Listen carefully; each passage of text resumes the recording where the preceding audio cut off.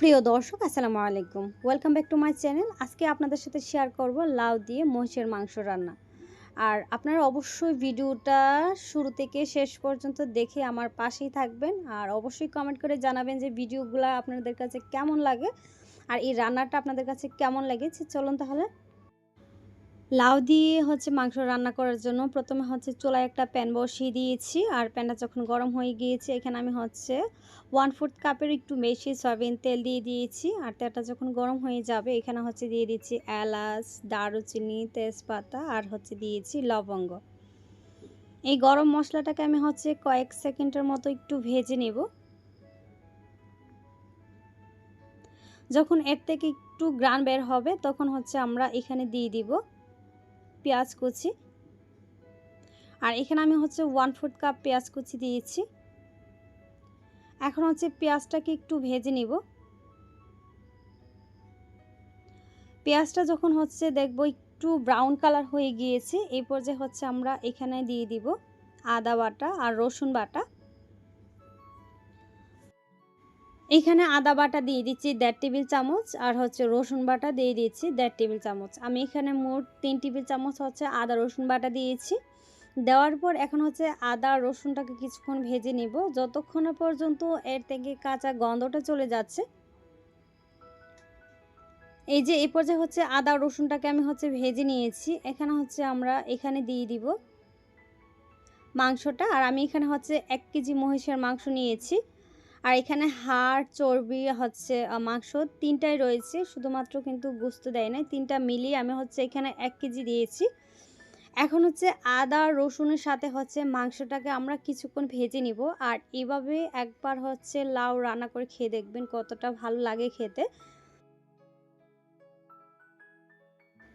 প্রথমে মশলার সাথে মাংসটাকে খুব ভালোভাবে নেড়েচেড়ে মিশিয়ে নিব। আর মিশিয়ে নিয়ে আমরা কিছুক্ষণ ভেজে নিব। প্রায় 7 থেকে 8 মিনিটের মতো আমি মাংসটাকে ভেজে নিয়েছি। দেখেন মাংসের কালারটা কিন্তু চেঞ্জ হয়ে গিয়েছে।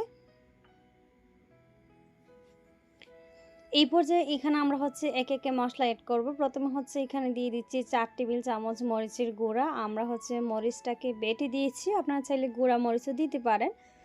আর এদিকে আমরা স্বাদ মতো লবণ দিয়ে দিয়েছি। এখানে হলুদের গুঁড়া 1 টেবিল চামচ দিয়েছি।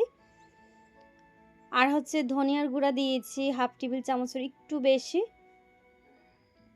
এখানে জিরার গুঁড়া দিয়েছি 1 টেবিল চামচের একটু বেশি। এখানে গরম মশলা দিয়েছি 1/2 টেবিল চামচের মতো। দেওয়ার পর এখন মশলার সাথে মাংসটাকে খুব ভালোভাবে নেড়েচেড়ে মিশিয়ে নিতে হবে।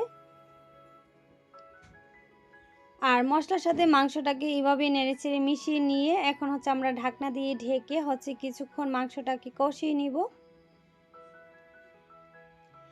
আর ঢাকনা দিয়ে ঢেকে আমি প্রায় 5 থেকে 6 মিনিটের মতো মাংসটাকে কষিয়ে নিয়েছিলাম প্রথমে।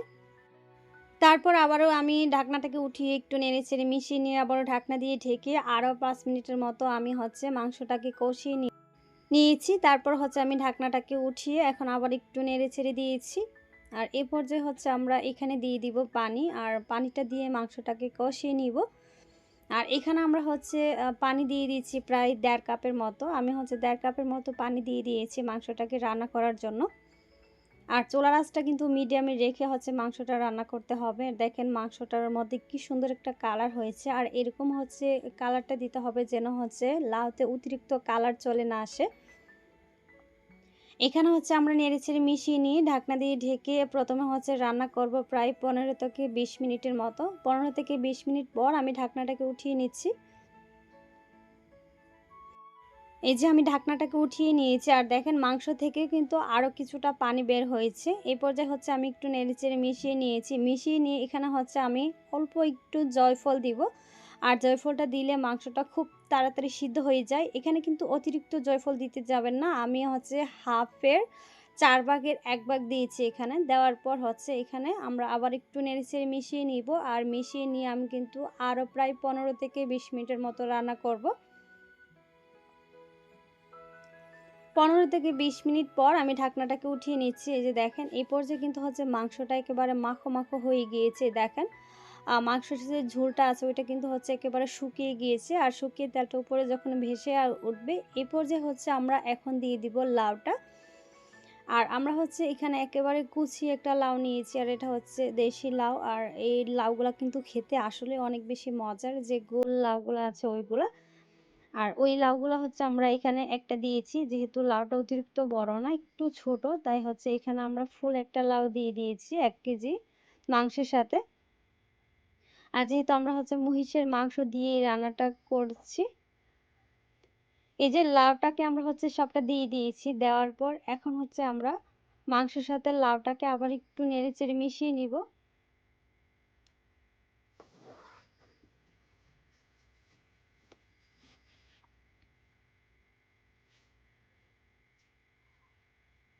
এই যে নেড়েচেড়ে মিশিয়ে নিয়েছি। আর মিশিয়ে নিয়ে আমি হচ্ছে এই পর্যায়ে ঢাকনা দিয়ে ঢেকে হচ্ছে লাউটাকে কষিয়ে নিব প্রায় 7 থেকে 8 মিনিটের মতো। আর এই 7 থেকে 8 মিনিটের মতো লাউ কষানোর পর দেখবেন লাউ থেকে অনেকটাই পানি বের হয়ে যায়। এই যে ঢাকনাটাকে উঠিয়ে নিয়েছি, আর 7 থেকে 8 মিনিট পর আমি ঢাকনা উঠানোর পর দেখেন কতটা পানি বের হয়েছে লাউ থেকে। আর এই লাউ দিয়ে হচ্ছে এই মাংস রান্নাটা খেতে কিন্তু অসম্ভব মজার হয়। এখন একটু নেড়েচেড়ে মিশিয়ে নিব। আর মিশিয়ে নিয়ে কিন্তু আমরা হচ্ছে এখানে দিয়ে দিব ঝোল বা পানি। এখানে কিন্তু আমরা অবশ্যই ফুটন্ত গরম পানি দিব। আমি কিন্তু এখানে ফুটন্ত গরম পানি দিয়েছি প্রায় 2 কাপের মতো। আমি এখানে 2 কাপ ফুটন্ত গরম পানি দিয়েছি। আর গরম পানিটা দেওয়ার পর এখন হচ্ছে আমরা ঢাকনা দিয়ে ঢেকে রান্না করব। আসলে আপনাদের হচ্ছে মাংস সিদ্ধ হওয়ার উপর নির্ভর করে পানি দিবেন। যেহেতু লাউতে কিন্তু অতিরিক্ত পানি দিলে খেতে ভালো লাগে না। এখানে হচ্ছে ঢাকনা দিয়ে ঢেকে আরো প্রায় 10 থেকে 12 মিনিটের মতো রান্না করব। 10 থেকে 12 মিনিটের মতো রান্না করার পর এখন হচ্ছে ঢাকনাটাকে উঠিয়ে একটু নেড়েচেড়ে মিশিয়ে নিব। দেখেন ঝোলটা কিন্তু অনেকটাই কমে গিয়েছে। এই পর্যায়ে হচ্ছে আমরা এখানে দিয়ে দিব কিছু কাঁচামরিচ। আর তারপর হচ্ছে এখানে আমরা দিয়ে দিব কিছু ধনিয়া পাতা কুচি। কাঁচামরিচ আর ধনিয়া পাতাটা এই পর্যায়ে অবশ্যই দিবেন। দেওয়ার পর আবার একটু নেড়েচেড়ে মিশিয়ে নিব। আর মিশিয়ে নিয়ে হচ্ছে এই পর্যায়ে হচ্ছে আরো প্রায় 5 মিনিটের মতো রান্না করব। এই পর্যায়ে হচ্ছে ঢাকনা দিয়ে ঢেকে দিচ্ছি। আর আমরা কিন্তু হচ্ছে লাউটাকে একটু মাখো মাখো রাখবো। আর মাখো মাখো লাউটা খেতে কিন্তু আমার কাছে ভীষণ ভালো লাগে। এই যে ঢাকনা দিয়ে ঢেকে দিয়েছি। এই পর্যায়ে আরো 5 মিনিটের মতো রান্না করার পর আমি চুলাটা অফ করে দিয়েছি। আর চুলাটা অফ করে দেওয়ার পর এখন হচ্ছে ঢাকনাটাকে উঠিয়ে দেখাই, দেখেন মাশাআল্লাহ কতটা হচ্ছে সুন্দর হয়েছে রান্নার কালারটা। আর এটা হচ্ছে যখন একেবারে হচ্ছে ঠান্ডা হয়ে যাবে তখন কিন্তু ঝোলটা আরো টেনে যাবে।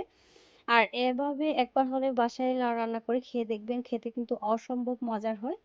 আশা করছি আজকের রেসিপিটা আপনাদের কাছে খুবই ভালো লেগেছে। যদি এই ভিডিওটা ভালো লাগে তাহলে প্লিজ আমার চ্যানেলটাকে সাবস্ক্রাইব করে আমার পাশেই থাকবেন। সবাই ভালো থাকবেন, সুস্থ থাকবেন। আজকে এখানেই বিদায় নিচ্ছি। আল্লাহ হাফেজ।